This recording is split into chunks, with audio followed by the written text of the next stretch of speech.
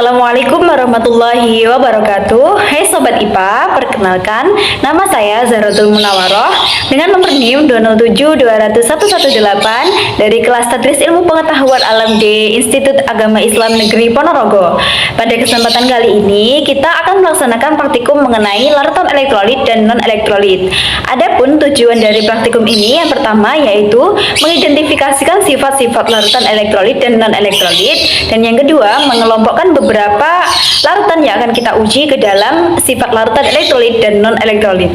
Oke, langsung saja simak video kita kali ini. Nah, sebelum kita melakukan praktikum, kita persiapkan dulu alat dan bahannya. Yang pertama, kita memerlukan baterai 9 volt, kemudian ada isolasi, kemudian ada kabel dengan dua warna yaitu merah dan hitam, kemudian ada sepasang capit buaya, kemudian ada bohlam 6 volt, kemudian ada paku sebagai elektroda. Kemudian kita membutuhkan gunting dan styrofoam sebagai tatakannya. Kemudian untuk bahan yang akan kita uji, yang pertama yaitu ada larutan garam, kemudian ada larutan gula, kemudian ada larutan sabun cuci piring, kemudian ada larutan cuka, kemudian ada larutan alkohol, larutan deterjen cair, dan air mineral untuk membersihkan elektroda setiap setelah digunakan.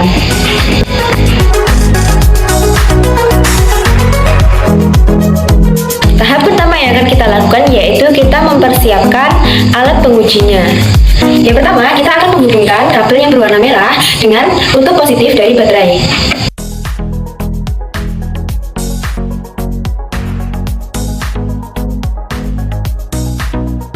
Kemudian, ujung kabel yang lainnya kita hubungkan dengan bohlam, kutub positif dari bohlam.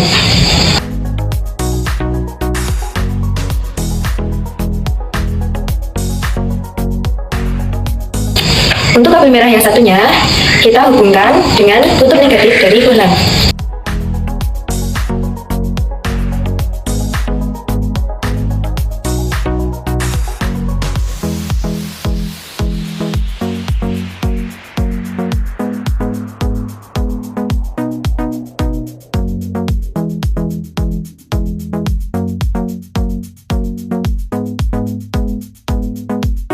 Kemudian untuk ujung yang lainnya, kita hubungkan dengan capit buaya.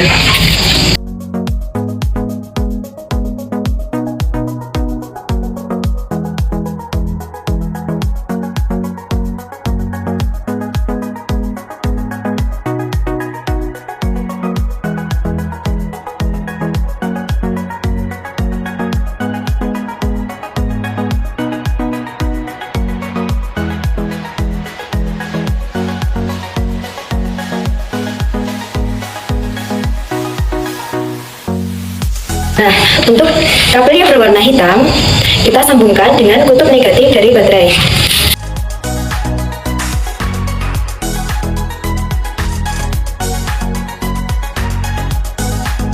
Kemudian, ujung yang lainnya, kita sambungkan dengan capit buaya yang berwarna hitam.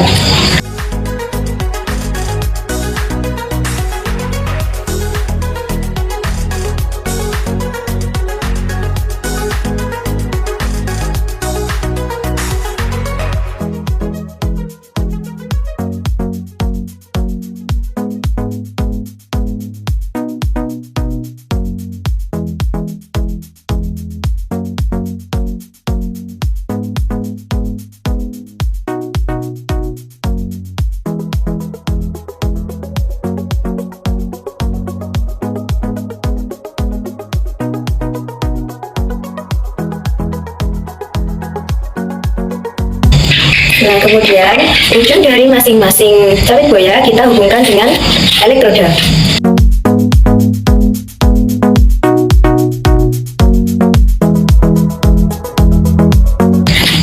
Kita uji rangkaiannya. Ketika lampu sudah menyala, berarti tandanya alat siap untuk digunakan. Sebelum itu, kita Kita pasangkan dulu pada tatakan styrofoam agar lebih rapi.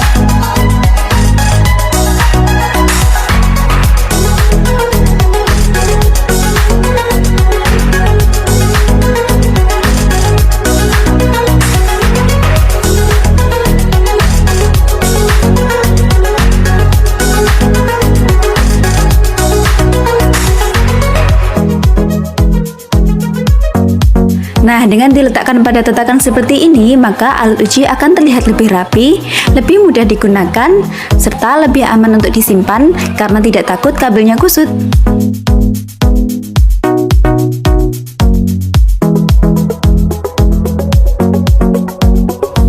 Oke, langsung saja kita ke percobaan yang pertama.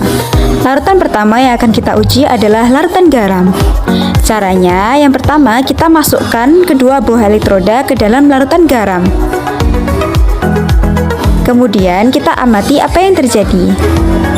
Di dalam larutan garam muncul banyak sekali gelembung-gelembung udara.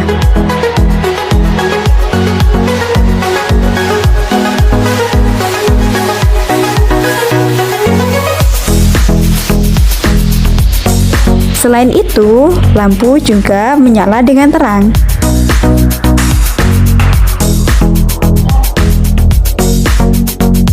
Nah, setelah selesai digunakan, kedua buah elektroda kita cuci atau kita bilas menggunakan air mineral. Fungsinya yaitu agar larutan yang satu tidak bercampur dengan larutan yang lain ketika elektroda ini kita gunakan ke larutan yang lain.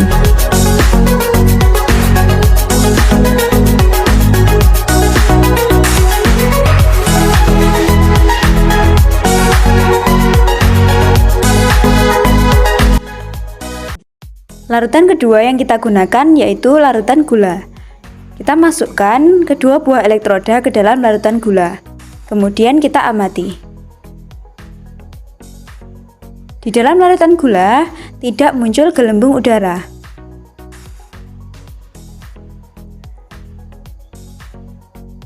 Dan lampu juga tidak menyala.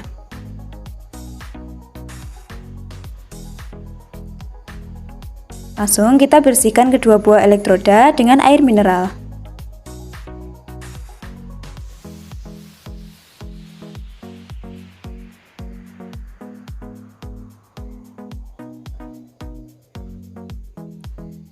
Kemudian kita lap menggunakan kapas.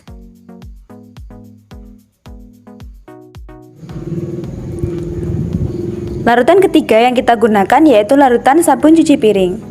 Kita masukkan kedua buah elektroda ke dalam larutan sabun cuci piring. Kemudian kita amati. Di dalam larutan muncul gelembung-gelembung udara.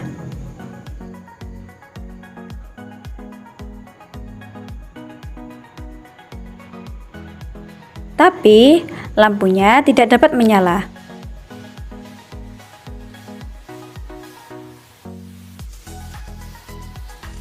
Nah, setelah digunakan, jangan lupa elektroda kita bersihkan dahulu menggunakan air mineral.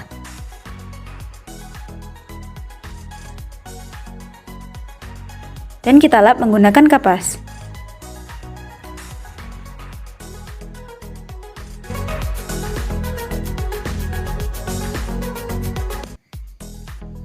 Larutan keempat yang kita gunakan yaitu larutan cuka. Caranya, kita masukkan dahulu kedua buah elektroda ke dalam larutan cuka, kemudian kita amati. Di dalam larutan cuka muncul sedikit gelembung-gelembung udara. Tapi lampu tidak dapat menyala.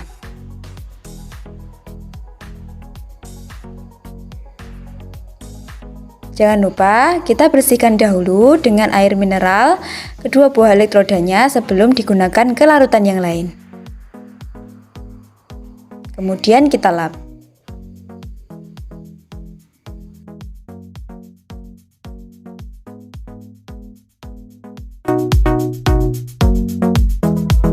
Larutan kelima yang kita gunakan yaitu larutan alkohol. Caranya, kita masukkan kedua buah elektroda ke dalam larutan alkohol. Kemudian kita amati. Di dalam larutan tidak muncul gelembung udara. Dan lampu juga tidak menyala. Jangan lupa kita bersihkan kedua elektroda dengan air mineral sebelum digunakan ke larutan yang lainnya. Kemudian kita lap.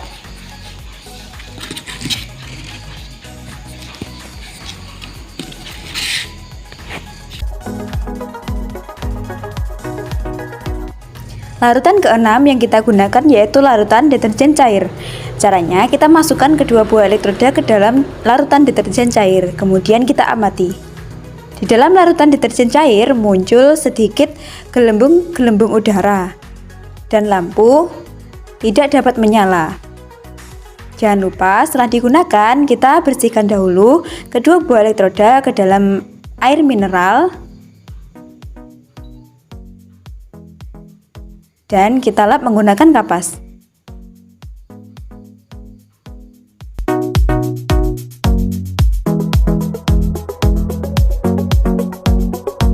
Nah kawan, inilah hasil praktikum kita tadi. Yang pertama adalah larutan garam. Ketika dihubungkan dengan alat uji, dalam larutannya muncul banyak sekali gelembung udara dan lampu dapat menyala dengan terang. Yang kedua adalah larutan gula. Dalam larutannya tidak terdapat gelembung udara dan lampu juga tidak dapat menyala. Yang ketiga adalah larutan sabun cuci piring. Dalam larutan ini muncul sedikit gelembung udara namun lampu tidak dapat menyala. Yang keempat adalah larutan cuka. Muncul sedikit gelembung udara dan lampu tidak dapat menyala. Yang kelima ada larutan alkohol. Dalam larutan alkohol tidak muncul gelembung udara dan lampu juga tidak dapat menyala. Yang keenam ada larutan deterjen cair. Dalam larutan deterjen cair muncul sedikit gelembung udara namun lampu tidak dapat menyala.